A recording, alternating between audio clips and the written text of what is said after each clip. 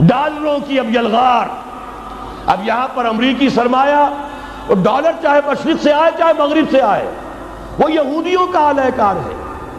آپ نے اگر $1 نوٹ کا اگر کبھی نقشہ دیکھا ہو، اس کے اوپر جو سگنیا بنا ہوا ہے، جو نشان ہے، وہ کیا ہے؟ پیرامڈ، اہرام مصر. یہ کن کے لیے اہمیت رکھتے ہیں؟ ہزارہا یہودیوں کا خون اور ان کی ہڈیاں ان پیرامڈز کے تلے دبی ہوئی. جب یہ اہرام بنائے گئے تھے، یہ یہودی وہاں غلامی کے دور میں تھے، بیکار ان سے لی جا رہی تھی. بڑے بڑے پتھر جب گرتے تھے تو پسنے والے یہودی ہوتے تھے. یہ ان کی اپنی جیسے ہولوکاسٹ، جیسے انہوں نے اس کو اپنا سمبل بنایا ہوا ہے، اسی طریقے سے پیرامڈ، مصر کا پیرامڈ، یہ گویا کہ ان کے اس زوال کا ایک نشان ہے. اور اس پر ایک آنکھ بنی ہوئی ہے، ایک آنکھ، کان دجال کی آنکھ، وہ دیکھ رہی ہے. عجیب ہے یہ سمبل. نیچے لکھا ہوا ہے نووس آرڈو سکلورم، اور یہ در حقیقت 1776 جو نیچے لکھا ہوا ہے وہ رومن حروف کے اندر یہ 1776 ہے، جو میں بتا چکا ہوں آرڈر آف الومناٹی وسوپ نے قائم کیا تھا. عام دنیا یہ سمجھتی ہے کہ شاید یہ امریکہ کا یوم آزادی ہے، سن آزادی ہے. 1 مئی اس آرڈر آف الومناٹی کی تاسیس 1 مئی کو ہوئی ہے. یہ 1 مئی جو منایا جاتا ہے، دھوکہ یہ دیا گیا ہے کہ یہ شکاگو کے جو مزدور ہیں ان کی یادگار ہے. حقیقت میں یہ 1 مئی اور 1776 آرڈر آف دی الومناٹی کی تاسیس کی تاریخ ہے. ڈالر میرے اس دیش کو ناپاک نہ کرنا. اور میں تو انہیں داد دیتا ہوں، جو کچھ انہوں نے، شاعر کہتے ہیں اس کو جو صاحب شعور ہے، اس صاحب شعور نے جو مشاہدہ کیا ہے کہ ڈالر آئے گا تو کیا آئے گا ہمارے ہاں. میری تو فکر کے اندر رچ بس گیا ہے.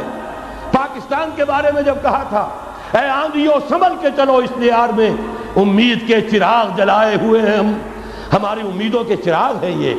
اسلام کا گہوارہ بننے والی ملک ہے یہ. اس کو ہم نے قائم کیا تھا اسلام کے لیے. یہ آندھیاں نہ چلیں. اس ملک کو ہم نے اسلام کے چراغ جو ہیں ہم نے اس میں روشن کیے ہوئے ہیں. اے آندھیوں سنبھل کے چلو اس دیار میں، امید کے چراغ جلائے ہوئے ہیں ہم. بہرحال یہ تیسرا سیلاب ہے، ننگی سرمایہ داری، جس کی پھر لعنتیں ہوتی ہیں. ایک طرف فقر، ایک طرف احتیاج، ایک طرف بھوک، ایک طرف دولت کے انبار. پہلے بھی ہمارے ہاں فرق کم نہیں ہے، لیکن اب جو ہوگا، اگر یہ بات پوری ہو گئی تو وہ ننگی سرمایہ داری. اور سرمایہ داری ہی در حقیقت یہود کا سب سے بڑا ہتھ کنڈا ہے. یہ بینکنگ کا نظام، یہ سارا کا سارا سودی نظام، یہ IMF، یہ ورلڈ بینک، یہی تو ان کے سب سے بڑے ادارے ہیں. تو واقعہ یہ ہے کہ 3 طرف سے ہم پر حملہ ہو رہا ہے. اور یہ سود کے بارے میں کیا کہا تھا اقبال نے؟ اضربا آخر چمی زائد فتن. اس سود کے ام الخبائث کے پیٹ سے سوائے فتنوں کے اور کیا برآمد ہو سکتا ہے؟ کس نہ داند لذت قرض حسن. کسی کو قرض حسنہ کی لذت یاد نہیں رہی. بغیر سود کے قرض دو. تمہارے پاس فاضل رکھا ہوا ہے، کسی بھائی کو دو کہ وہ اپنی معاشی گاڑی کا پہیہ چلا لے، پھر اصل واپس لے لینا. اگر اتنی ہمت نہیں ہے کہ ان تصدقوا فهو خیر لکم، صدقہ ہی کر دو تو سب سے اچھا ہے. دے ہی ڈالو اپنا فاضل سرمایہ. یسألونک ماذا ينفقون قل العفو.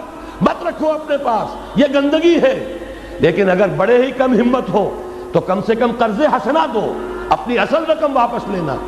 کس نہ دانت لذت قرض حسن. اضربا جاں تیرا دل چوں خشت و سنگ. اس لیے کہ سود کے ذریعے سے انسان کے اندر تاریکی پھیل جاتی ہے. دل جو ہے اینٹ کے مانند، پتھر کے مانند سخت ہو جاتا ہے، کٹھور. ثم قست قلوبکم فہی کالحجارۃ او اشد قسوۃ.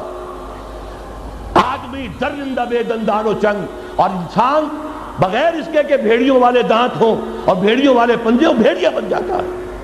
بہرحال اب کرنے کا کام کیا ہے اس کو سمجھیے. اس پوری صورتحال کا میں نے آپ کے سامنے نقشہ پیش کر دیا. ایک طرف مغرب سے نیو ورلڈ آرڈر، جو جیو ورلڈ آرڈر ہے، اس وقت کی سپریم پاور آن ارتھ، امریکہ کی سرپرستی میں بڑی تیزی کے ساتھ حملہ آور ہے. دوسری طرف وَمَكَرُوا وَمَكَرَ اللَّهُ وَاللَّهُ خَيْرُ الْمَاكِرِينَ۔ اللہ کو پامردی مومن پہ بھروسہ، ابلیس کو یورپ کی مشینوں کا سہارا۔